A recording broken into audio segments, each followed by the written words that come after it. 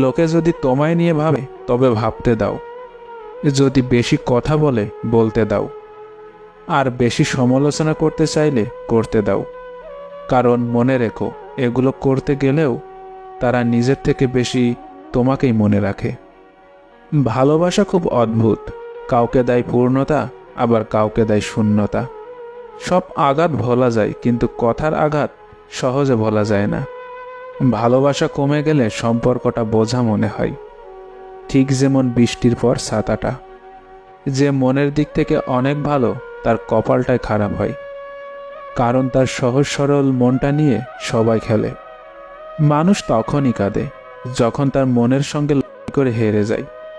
সারাদিন পর তোমার সাথে কথা বলার জন্য অধীর আগ্রহে বসে থাকা মানুষটাকে যখন বলো আমি বিজি, পরে কথা বলবো, ঠিক কতটা কষ্ট অপর মানুষটা পায় সেটা বোঝার ক্ষমতা তোমার নেই।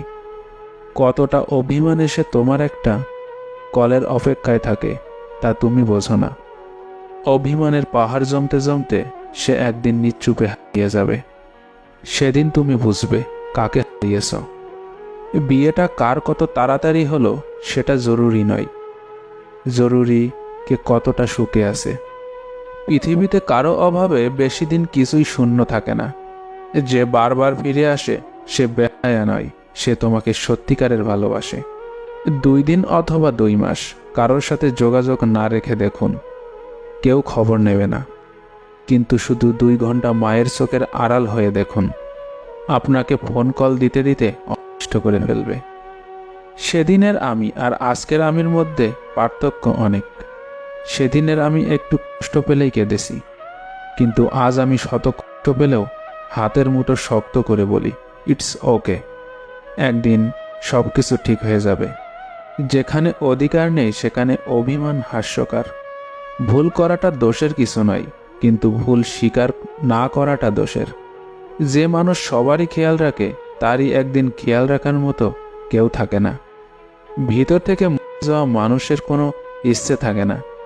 বন্ধু তাকেই বলে যে ভালো কাজে উৎসাহ দেয়, খারাপ কাজে বাধা দেয়, সব সময় সৎ পরামর্শ দেয়, তার বিপদে সব সময় যাকে পাশে পাওয়া যায়।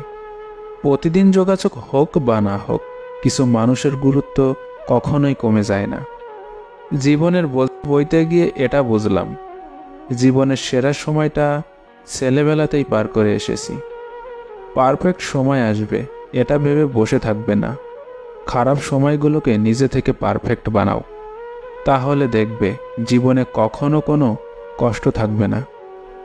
আসল মানুষ চালিয়ে নেয়, দুর্বল মানুষ অভিযোগ করে, সাধারণ মানুষ অপবাদ দেয়, সৎ ও সাহসী মানুষ ধৈর্য ধরে।